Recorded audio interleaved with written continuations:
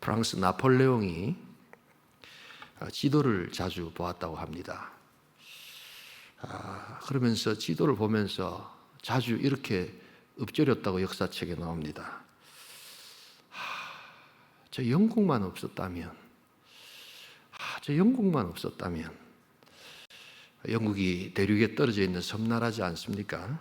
근데 이 프랑스 나폴레옹이 굉장히 능력이 있고 유럽 전역에 대한 야심이 있는데 이 바다 건너 저 영국 때문에 뭘 하지를 못하는 거예요. 저 나라만 없었더라면. 근데 아니나 다를까 물 건너온 영국의 웰링턴 장군에 의해서 벨기에, 여러분 브뤼셀 조금만 올라가면 워터루라는 곳이 있습니다. 거기서 그는 참패하고 맙니다. 히틀러가 2차 대전을 일으키고 계속해서 진격하면서도 계속해서 또 지도를 보았다고 합니다. 지도를 보면서 똑같이 또 이야기를 했다고 합니다. 저는 뭐 영국만 없었으면, 저 영국만 없었으면, 영국을 이렇게 침공하러 가려니까 이게 바다 건너 있어서 이게 애매한 겁니다. 그런데 아니나 다를까 그는 처칠이라는 하나님 준비하신 정말 위대한 영웅을 통해서 그는 2차 대전을 결국 미국과 함께 히틀러를 물리치는 영웅이 되어서 히틀러가 결국 망하게 됩니다. 눈에 가시란 말이 있습니다. 뭔가 견원지간처럼 개와 원숭이처럼 그냥 으르렁대고 저 좀 없었으면 좋겠다 하는 그런 것들. 여러분 눈이 모든 우리 인간의 육체 부위에서 가장 약하다고 합니다. 그래서 보호막이 있는 유일한 부위가 바로 이 눈이라고 합니다. 거기에 가시가 들어갔으니까 얼마나 아프겠습니까? 바로 그런 어떤 존재, 히틀러와 나폴레옹에게 그런 존재가 있었던 겁니다. 여러분 사탄이 지도를 만약에 본다고 하십시다. 사탄이 지도를 보면서 어떤 생각이 들었겠습니까? 저 도시만 없었다면, 저 도시에 저 산만 없었다면 그런 생각을 하지 않을까요?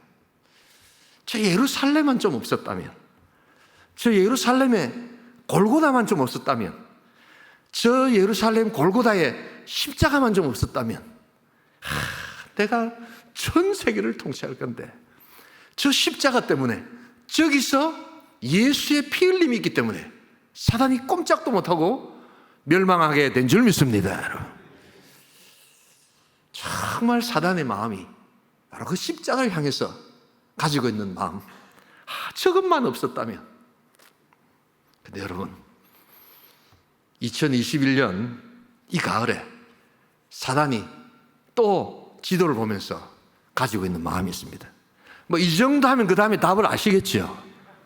뭡니까? 저 온천 개만 좀 없었다면. 야, 코로나인데도 지금 저 밤에 뭘 하고 있는 말이에요? 저 온천 개만 좀 없었다면. 여러분, 그런데 우리의 영적 복음의 전쟁으로 인하여 참된 승리가 있게 될 줄 믿습니다. 바로 하나님께서 우리에게 주신 마음이 바로 그런 마음입니다. 눈에 가시 같은 존재. 그래서 코로나로 인해서 이제 교회들이 다 입 닫고 다 있다. 교회 안에서조차도 이제는 전도도 안 되고 교회 일은 안 된다. 다음 세대는 이제 끝났다 라고 공공연하게 외치는 그러한 시대에 저 온천교회만 좀 없었다면 저 왜 저렇게 하느냐. 그런데 하나님께서 그를 사용하시고 하나님께서 그런 교회를 사용하여 주실 줄 믿습니다. 그래서 아무도 말하지 못하고 있는 그때 그 와중의 그 상황에서 그리스도를 외치는 바로 그것을 통해서 하나님은 영광을 받으신다. 오늘 이 진군식은 우리 출애굽기 40장 38절에 영감을 받아서 우리가 이것을 했습니다. 가나안 땅으로 나아가는 12지파의 그 모습. 그래서 참 우리가 여러분 사역을 시작하면서 또 끝내면서 우리가 오직 예수를 증거하고 오직 은혜를 증거하고, 그래서 하나님께서 우리 온천교회를 통해서 하나님 일하시고자 하시는 이러한 것들, 그래서 이것을 좀 문화화해보자, 그래서 우리가 정말 전도의 문화를 한번 만들어보자 하는 마음으로 여러분 이것을 2021년에도 우리가 하게 되었습니다. 씨는 여러분 뿌려서 언제 거둡니까? 가을에 거두죠, 그죠? 예. 그러면은 뭐 이제 그 다음에는 씨를 안 뿌려도 됩니까? 또 뿌려야 됩니까? 매년 뿌려야죠. 아유, 목사님 요사이는 막 수입품도 안 있습니까? 예. 그건 가짜입니다, 여러분. 씨를 뿌리고 거두고 또 그 다음에 씨를 뿌리고 거두고, 우리 2021년 코로나로 인하여 계속해서 우리가 위축당하고 있지만 또한 우리 이런 시간들을 통하여 이 가을에 하나님께서 예비한 우리 영혼들을 추수하는 복된 시간이 있기를 소원합니다. 그래서 지금 우리가 하는 것에 사단은 눈의 가시처럼 우리를 바라볼 것입니다. 그리고 사단이 사역하고 있는 또한 여러 가지 악한 세력에 있어, 야, 저 온천교회만 좀 없다면, 야, 저 동네 지역에 온천교회만 좀 조용하게 있으면 라고 하는 마음들을 여러분들에게 심길 것입니다. 그러나 히틀러도 나폴레옹도 바로 그 영국에 하나님 준비한 그러한 백성들을 통하여 또한 멸망당했다는 것을 우리가 기억할 때, 우리 온천교회를 통하여 사단의 공격 앞에서 영적 전쟁의 승리가 있기를 주님의 이름으로 축복합니다. 바로 이런 우리가 되어야 되는 겁니다. 그래서 움직이는 겁니다. 행진하는 겁니다. 오늘 이 본문 우리 다시 한번 38절 읽어볼까요? 같이 읽겠습니다. 낮에는 여호와의 구름이 성막 위에 있고 밤에는 불이 그 구름 가운데 있음을 이스라엘의 온 족속이 그 모든 행진하는 길에서 그들의 눈으로 보았더라. 그들이 행진하는 길에서 본 겁니다, 여러분. 그래서 복음은 움직이는 겁니다. 복음은 그래서 역동성이 있습니다. 가만히 있지 않습니다. 계속해서 움직이는 겁니다. 건강한 사람은 움직이는 사람입니다. 그래서 움직이는 자가 마침내 승리합니다. 움직이지 않기 때문에 몸이 약해지고, 몸이 약해지기 때문에 움직이지 않고, 이런 악순환을 거듭하면서 결국 인간은 죽어가게 됩니다. 그러나 움직이는 자, 끝까지 살아 움직이는 자, 하나님께서 그 생명을 또한 능력을 다하여 주실 줄 믿습니다. 저는 복음은 움직이는 거라고 생각합니다. 그래서 가만히 있지 않는 겁니다. 그러나 또한 어쩔 수 없이 가만히 있게 만드는 때도 하나님께서 주십니다. 바로 37절입니다. 한번 읽어보겠습니다. 구름이 떠오르지 않는 때에는 떠오르지 않는 날까지 나아가지 아니하였으며, 이것은 소위 말하는 이보 전진을 위한 일보 후퇴입니다. 여러분, 봄에 우리 개구리가 도약하고 비상할 때 그 개구리의 비상법이 뭡니까? 몸을 움츠립니다.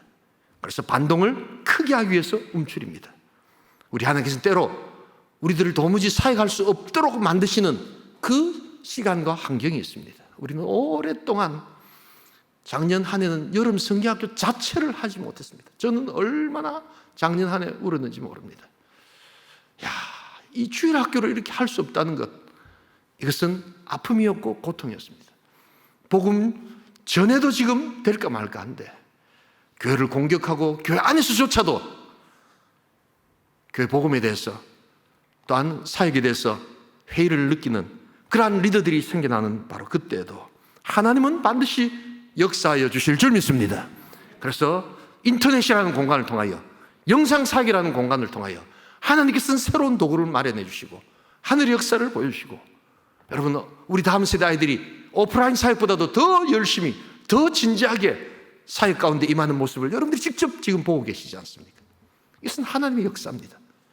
그 누구도 생각하지 못했던 하늘의 역사입니다. 그래서 우리는 움직이는 겁니다. 마치 정체되어 있는 것 같지만 그것은 정체를 위한 정체가 아니라 또한 더 나은 행진을 위한 하나님의 정체였음을 기억할 수 있기를 소원합니다. 그때 힘을 비축하고 우리는 이제 또 떠오르는 저 구름 기둥과 불 기둥을 향하여 우리는 걸어가는 것, 바로 그것이 우리가 오늘 진군하는 바로 하나님의 진군의 교회를 향한 하나님의 뜻이라는 것을 잊지 말아야 합니다. 여러분, 이것은 구약의 컨셉입니다. 그런데 이제 신약이 오면 또한 복음 전도자 바울에게 있어서 또 한 가지 행진의 컨셉이 있습니다. 그것은 그 가슴에 로마를 품는 겁니다. 여러분들의 마음 가운데 살아있는 로마가 있으십니까? 여러분들의 마음 가운데 복음을 전하기를 원하는 여러분들의 로마가 있으십니까? 또한 여러분들의 로마인들이 있으십니까? 바로 그 로마를 향하여 사도 바울은 나아가기를 간절히 원했던 겁니다. 머무르지 아니하고 또한 위축되지 아니하고 그는 걸어가기를 원했던 것입니다. 여러분, 그러기에 우리의 인생 가운데도 우리의 교회 가운데도 로마가 필요합니다. 그리고 우리는 딴 태신자를, 딴 복음 전환자를 우리 가슴에 품고 나아가는 겁니다. 어떤 때는 우리가 태신자를 품었지만 우리의 로마가 내 가슴 속으로 찾아오지 않을 때도 있습니다. 열매가 없을 때도 있습니다. 그러나 하나님은 바로 그러한 꿈을 품고 그 가슴에 로마를 품는 자를 통하여 하나님은 일하시는 하나님의 것을 기억할 수 있기를 소원합니다. 왜 내 삶이, 내 신앙이 왜 이렇게 무기력한가? 바로 로마가 없기 때문입니다. 우리가 지난번에 우리 단마트 형제가 한 번씩 요사인 저한테 인사도 해요. 옛날에는 인사를 안 했는데 야, 참 많이 바뀌었더라고요 보니까요. 예, 우리 형제가 이렇게 담배도 피고 이렇게 합니다. 그런데도 이제는 인사도 하고 뭐 이럽니다. 얼마나 감사한지 모릅니다. 그런데 여러분, 그분들이 직접 전도하면서 간증하지 않습니까? 하루 만에 나온 게 아닙니다. 한 번만에 나온 게 아닙니다. 계속해서 권사님이 주변 사람들 이야기했지만 자기 형편상 주일날 내가 쉴 수 없었다고 이야기하지 않습니까? 그 마음 가운데 교회를 하고 싶지만 가로막히는 뭔가가 있다는 겁니다. 여러분, 그러기에 그냥 단순히 복음이 싫어서가 아닙니다. 그런 사람도 있겠지만 정말 또 어떤 상황이 안 돼서 그럴 수도 있습니다. 그러나 끝까지 우리가 복음을 전할 때 하나님께서는 그 환경을 바꿔주시고 이제 하나님 교회로 이끌어 주실 줄 믿습니다. 그런 승리가 있는 겁니다, 여러분. 그래서 여러분, 열매가 없다고 실망하지 마시기 바랍니다. 하나님은 일하고 계셨고 하나님은 역사하고 계셨습니다. 요즘 교회 젊은이가 없다? 아닙니다. 젊은이를 찾는 사람이 없기 때문에, 젊은이를 향해서 복음을 전하지 않기 때문에 그런 것입니다. 여러분. 왜 우리에게 로마가 필요한가?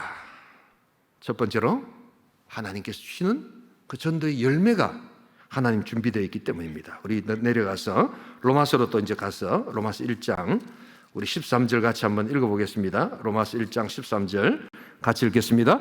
형제들아, 내가 여러 번 너희에게 가고자 한 것을 너희가 모르기를 원하지 아니하노니 이는 너희 중에서도 다른 이방인 중에서와 같이 열매를 맺게 하려미로되 지금까지 길이 막혔도다.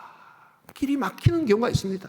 그러나 계속해서 사도 바울은 그것을 포기하지 않습니다. 가슴에 살아있는 로마를 포기하지 않습니다. 왜냐하면 열매를 맺으러 가야 되기 때문입니다. 당장 열매가 맺혀지지 않습니다. 그리고 여러분, 사도 바울은 로마를 결국 그 가슴에 품고 복음을 전하기보다는 또한 갇힌 자로서, 또한 눌린 자로서 어쩌면 영원히 로마를 그 가슴에 품고 로마를 보지 못했을 수도 있습니다. 그러나 사도 바울은 로마가 살아있었습니다. 여러분들의 신앙, 우리들의 교회가 살기 위해서는 로마를 가슴에 품고 있어야 합니다. 때를 얻든지 못 얻든지. 그래서 여러 번 나아가기를 원했지만 어떻게 된다고요? 자꾸만 막히는 그러한 시간도 있습니다. 뭐 이렇게 탁 한다고 해서 열매가 딱 되어지는 거 아닙니다. 그러나 2021년에 또한 안 되면 2022년에 계속해서 내 살아있는 내 로마를 주님 앞에 드리겠다는 마음이 있을 때 하나님은 그 인생을 향하여 복을 주시고 능력을 다하여 주실 줄 믿습니다. 그 인생의 목적이 분명하니까. 여러분, 그래서 여러분, 이 전도의 열매를 맺기 위함이다. 그러나 사도 바울은 바로바로 열매를 맺지 못했다 하는 것을 잊지 말아야 합니다. 열매가 없다고 염려하지 마시기 바랍니다. 그러나 우리 가슴에 하나님께서 언젠가 주실 그 열매를 향해서 내 가슴의 로마, 내 사랑하는 로마인들을 여러분 가슴에 품을 때 비로소 하나님은 일하여 주실 줄 믿습니다. 두 번째로 왜 로마인가? 교회를 견고케 하기 위함이었습니다. 우리 11절 같이 한번 읽어보겠습니다. 함께 읽습니다. 같이 읽습니다. 내가 보기에 내가 너희 보기를 간절히 원하는 것은 어떤 신령한 은사를 너희에게 나누어 주어 너희를 견고하게 하려 함이니. 여러분, 복음을 전하는 것은 말 그대로 복음 그 자체의 능력이 있음을 믿는 것입니다. 그래서 찾아가서 신령한 은사를 주기를 원한다라고 이야기합니다. 여기서 여러분, 신령한 은사라는 것은 고린도전서 12장에 나오는 그런 방언, 예언 이런 것이 아닙니다. 거기 나오는 은사들은 다 우리 헬라어의 복수 형태입니다. 그런데 여기서 나타나는 신령한 은사는 단수 형태입니다. 그 모든 것을 다 하나로 묶는 것입니다. 뭐겠습니까, 여러분? 오늘 이 본문 안에서 찾아보세요. 전체 그런 방언, 예언, 사랑 모든 것을 하나로 묶는 하나의 능력, 그게 뭐겠어요? 바로 복음입니다. 여러분. 신령한 은사는 다른 것이 아니라 복음 그 자체입니다. 예수 그리스도께서 우리를 죄와 사단과 죽음에서 구원하시는 능력의 그리스도로 우리에게 찾아오신 줄 믿습니다. 복음에 나타난 하나님의 의, 그것이 바로 복음의 그 자체 능력입니다. 이것이 신령한 은사입니다. 많은 분들이 이것을 무슨 방언은 예언 이런 걸로 생각하시는데 전혀 그렇지 않습니다. 신령한 은사는 복음 그 자체, 예수가 있을 때 그것 자체가 능력이 될 줄 믿습니다. 그래서 다른 걸 자꾸 전하려고 하지 말고 예수님의 죄사함의 능력과 은혜를 전하면 되는 겁니다. 예수를 전하면 되는 겁니다. 그래서 이 신령한 은사를 우리가 나눠주는 이것이 바로 영적 전쟁, 바로 이것을 가로막는 그 세력과 우리가 싸우는 것입니다. 그래서 바울은 이 복음 자체를 가르쳐서 영적으로 어린 상태에 있는 로마 성도들을 성장시키기 위함이었습니다. 여러분, 그러니까 복음을 전하면 누가 가장 혜택을 입는가? 자기 자신이 잘한다는 것을 알게 됩니다. 왜냐하면 복음이 무엇인가를 전해보면 자기가 알고, 내가 전해보면 내가 뭘 모르고 있는가를 알고 있기 때문입니다. 믿으시면 아멘 하시기 바랍니다. 해보면 알 수 있거든요. 내가 어떤 확신이 있는가, 내가 어떤 확신이 없는가. 그래서 여러분, 복음을 전하면 열매도 열매지만 교회 자체가 강건해집니다. 복음 전하는 교회에 갈등이 별로 없습니다. 선교하는 교회에 별로 갈등이 없습니다. 그러나 고여있고 움직이지 않고 또한 계속해서 무언가를 그 안에서 찾아내려고 할 때 생각들이 다르고 또한 방법들이 다르기 때문에 갈등이 시작됩니다. 그러나 강력한 복음의 역사를 이끌고 하나님 앞에 나아갔을 때 내가 뭘 해야 되는가, 왜 이것을 하는가 분명히 알 때 하나님께서 견고케 해주시는 은혜의 역사가 있게 될 줄 믿습니다. 그게 바로 교회를 강건케 하시는 역사입니다. 여러분, 교회가 잘 되기를 원하지요? 우리 지역에 구호 중에 잘 되는 교회라고 하는데 어떻게 하면 잘 될 수 있습니까? 복음을 전하는 자가 있을 때 교회가 잘 됩니다. 믿으시면 아멘 하시기 바랍니다. 왜냐하면 교회 존재 목적이 무엇인가를 정확하게 아는 사람들이 있기 때문입니다.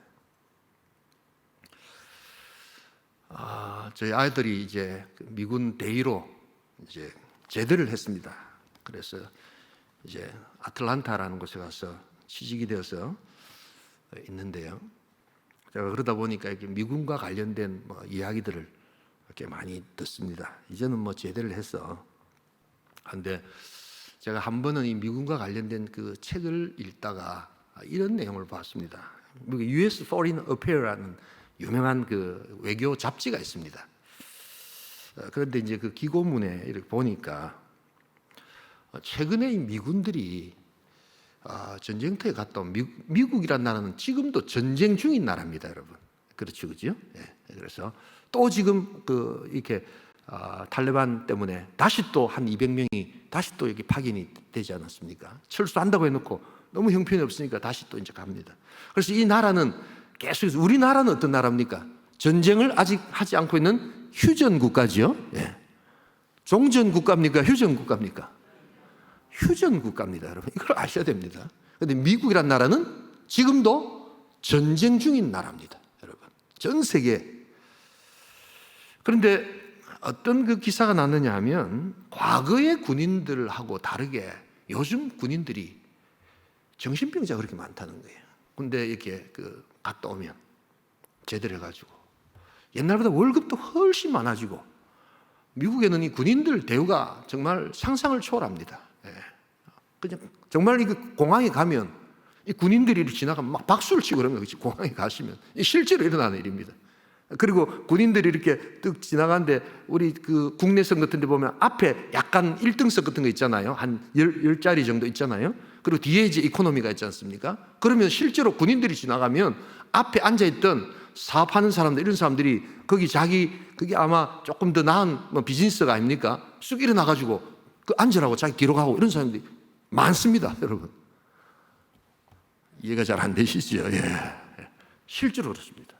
얼마나 군인들이 돼서 리스펙트가 많죠. 그 비행기 가격 차이가 한 3배 정도 차이 나거든요.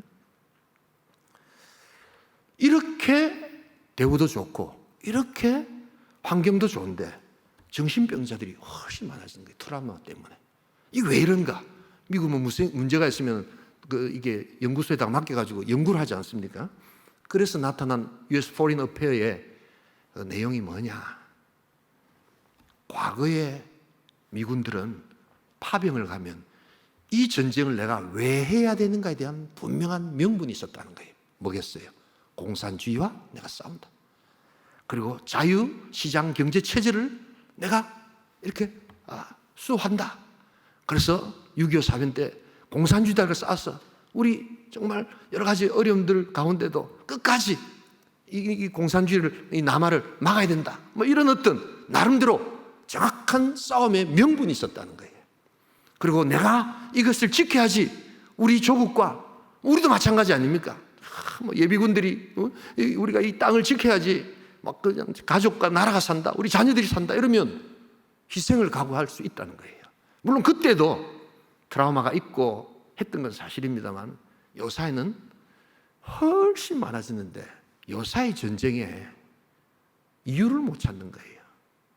기껏 찾아가니까 땅 밑에 석유 때문에 싸운 것 같고, 기껏 가니까 열심히 싸웠는데도 이번에 아프가니스탄 같은 거 뭡니까? 100조 넘게 미국에서 도와줬는데 다 그 나라 사람들이 그걸 팔아먹고 다른 데 가고 전혀 나라의 독립에 대한 어떤 생각들이 없으니까 젊은이들이 내가 여기 와서 내가 왜 죽어야 되느냐? 내가 뭐 때문에 싸워야 되느냐? 이런 것에 대한 깊은 상처를 가진 겁니다. 그리고는 이제 집으로 돌아가면 트라우마가 생기면서 정신병 환자가 그렇게 많아진다는 거예요. 여러분, 일이 고돼서 그런 것이 아닙니다. 월급이 적어서 그건 아닙니다. 여러분, 왜 싸워야 되는가? 내가 이 싸움을 통해서 내 한 목숨 바치더라도 정말 고귀한 가치, 정말 고귀한 무언가로 해서 내가 싸웠다면 내 한 목숨 바쳐도 괜찮다는 그 기쁨, 그것이 있을 때 참된 능력의 승리가 있게 될 줄 믿습니다. 월급 조금 더 주고 환경 조금 더 낫다고, 여러분, 참만의 말씀입니다. 그런 의미에서, 그런 관점에서 저는 우리나라 군대에 참으로 걱정이 되고, 뭐 환경을 좋게 해주고 아이들한테 핸드폰을 주고 이러면 아이들이 좋아질 거고, 전혀 맞지 않는 일들을 지금 하고 있다. 분명한 싸움의 이유를 나라와 국가가 그것을 젊은이들에게 주지 못할 때 결국에 실패하고 만다. 제가 왜 이렇게 길게 이야기를 드립니까? 왜 우리가 전도해야 합니까? 왜 우리가 이런 시간을 투자해서 우리가 이런 일들을 해야 합니까? 바로 내가 믿고 있는 하나님, 나를 구원하시고 억만 죄악 가운데 나를 건지신 그 구원의 하나님이 당신의 하나님이 되기를 원합니다 라고 하는 하나님의 구원을 증가하는 복된 시간이 되어야 될 줄 믿습니다. 우리가 싸워야 될 이유, 전도해야 될 이유를 분명하게 알지 못하면 결국 우리는 다 넘어지고 맙니다. 그러나 우리가 이 진군식 앞에서 우리가 출발할 때마다 확인해야 될 것, 그것은 우리를 이끄시고 인도하시는 분은 구름 기둥 불 기둥의 하나님, 우리를 광야로 이끄시지만 마침내 저 가나안 땅으로 이끄셔서 하나님의 영원한 나라 백성으로 만드시고자 하는 하나님의 구원의 하나님의 능력을 우리가 증거해야 될 줄 믿습니다. 이러면 상처를 받아도요 빨리 회복이 되지만 그 외의 것들을 모른 채 그냥 따라가서 어렵게 피택이 됐는데 아이고 막 앞진 기수는 보니까 장로님들 쉽게 되던데 와 저래 이번에는 목사가 새로 와가지고 저렇게 훈련을 시키고 아이고만 조금 일찍 됐으면 더 좋았긴데 아이고만 권사님 보니까 권사님 이런 거 훈련했습니까? 아이고 우리는 그냥 했는데요. 아이고, 막 원로 목사님 때 그냥 갔는데 저 사람 좀 와저라고. 여러분, 그런 정도로 생각하신다면, 여러분, 왜 우리가 이것을 해야 되는가? 도대체 내가 믿고 있는 하나님은 어떤 하나님인가? 내가 믿고 있는 하나님이라면 좀 증거하고 내가 전하고 싶지 않겠는가? 그것을 여러분들 스스로에게 물어봐야 합니다.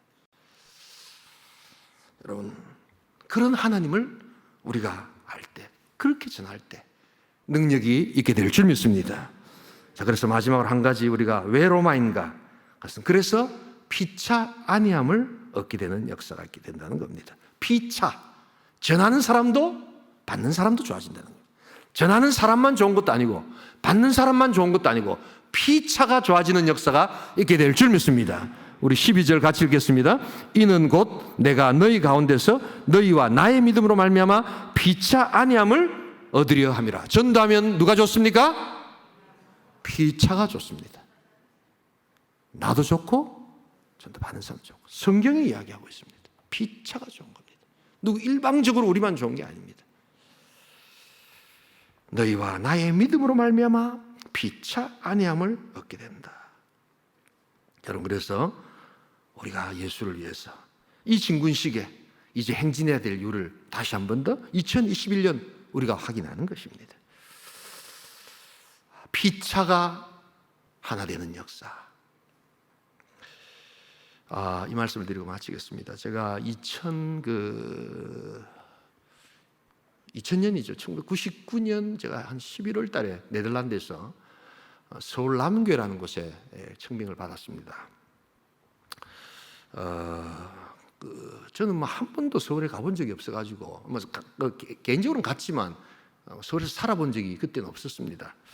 부산에 있다가 제가 이제 네덜란드 갔다가 서울에서 이렇게 오라는데 무슨 반포동이라고 그나마 그래도 강남이라 그러더라고요. 그럼 강남이 좋아서가 아니고 제가 일단 막 기도하고 내가 한국에 들어가야 되겠다. 첫 번째로 그 콜링이 오면 나 무조건 간다. 막 교회 뭐 사이즈나 이런 거 관계없이 일단 뭐 하나님 콜링이면 난 무조건 간다. 집사람은 그렇게 생각하고 있는데 딱 그 첫 번째로 온 교회가 서울 남교였습니다. 그래서 갔는데 보니까 교회가 지하실인 거예요. 예, 그것도 1층도 아니고 2층이에요. 보니까 지하 2층 가보셨나요, 여러분? 예. 우리 교단 그 본부가 반포동에 있습니다. 우리 서울 영동교 장로님이 땅을 기증하셔가지고 거기에 이렇게 지어가지고 거기에 교회가 있는데 제가 거기 이제 청기를 받아가게 된 겁니다. 뭐 한 번도 가본 적이 없는데 가보니까 지하실인 거예요. 그런 이야기를 안 하시더라고요. 그래서 뭐 장로님이 우리 교회 지하실입니다 이런 이야기를 안 하시니까 저도 그냥 원래 교회인 줄 알았는데 보니까 이게 지하실이더라고요. 좀 이상하더라고요. 근데 아니야 다를까 가니까 한 40명, 한 50명 정도 교인이 있는데 뭐 40명, 50명 교인이 잘못됐다는 게 아니라 거기에 그 동네에 사신 분은 10%도 안 되는 거예요. 강남에 사는 사람 10%도 안 되고 강북에 그다음에 저 어딥니까 저 성남에 이런 데서 다 오시는 거예요. 그러니까 그 지역 주민은 거의 없는 거예요. 정말 그래도 내가 두 번째 오는 걸 할 걸 그랬다는 생각이 들더라고요. 괜히 내가 첫 번째 이래가지고 근데 어떻게 합니까? 그래서 근데 이제 그 교회가 서울 영동교라는 곳에서 이제 이렇게 개척한 교회인데 아무튼 막 좀 뭐라 합니까? 이렇게 교회가 무슨 교회 개혁 이런 거는 관심인데 복음 전하고 이런 데는 전혀 교회 관심이 없는 그런 훈련이 안 된 성도들이 많다 보니까 새벽기도 이런 게 막 그냥 할 생각을 안 하고 새벽기도 2명, 3명 이렇게 앉아 있는 거예요. 그리고 이제 한 번씩 막 새벽기도 하는데 어르신들이 막 와 있는데 보면 그게 누구냐면 이제 지방에서 이제 총회 임원들이 회의하고 거기에 이제 숙소가 있거든요. 그 주무시고 이제 앉아 있는데 다 목사님들이에요. 다 목사님들. 난 몰랐어요. 그런데 보니까 목사님들이더라고요. 그런데 하여튼 제가 뭐 이렇게 너무 힘들더라고요. 그래서 그럼 새벽기도 그냥 내라도 하자 해가지고 새벽기도 설교를 30분씩 했습니다. 매일. 막 하고 싶은 이야기, 안 하고 싶은 이야기, 막 열받는 이야기, 막 그냥 새벽기도 다 해도 막 다 자니까 막 이러는데 설교를 해보면 이 본문이 내가 나를 설득시키는 본문이 있어요. 그거를 주일날 내가 이제 주일날 설교를 하자. 그걸 발전시키고 하여튼 제 나름대로 새벽기도를 막 이렇게 하는데 이게 조금씩 뭐 소문이 좀 났는지 여자분들이 이래 오기 시작하더라고요. 우리 교회는 아닌데 그 지역 주민들은 다 강남 사람들입니다. 나중에 알고 보니까 사랑의 교회 순장들이 저 교회 젊은 목사가 왔는데 엄청 뜨겁고 막 그냥 막 하더라 해가지고 약간씩 소문이 나가지고 새벽기도를 나오신 거예요. 다 주일날은 옥 목사님 사랑의 교회 가는데 새벽기도는 그가 뭐니까 이제 그 서울 남겨 나오신 거예요.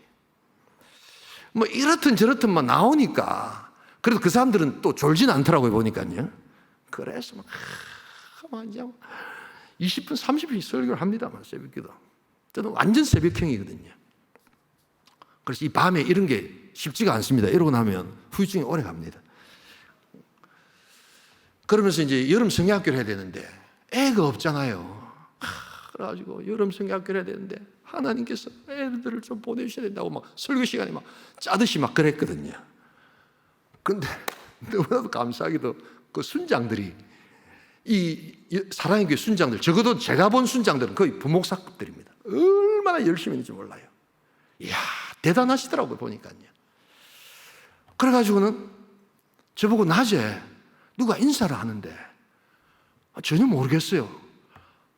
목사님, 저 사랑의 교회 김집사입니다. 이러는 거예요. 사랑의 교회라니요. 그러니까 제가 새벽기도 나갑니다 하는데 보면 이분들이 새벽기도 때는 모자 팍 쓰고 나와가지고 화장도 하나도 안 하다가 낮이 되니까 너무 밖에 있더라고 보니까요.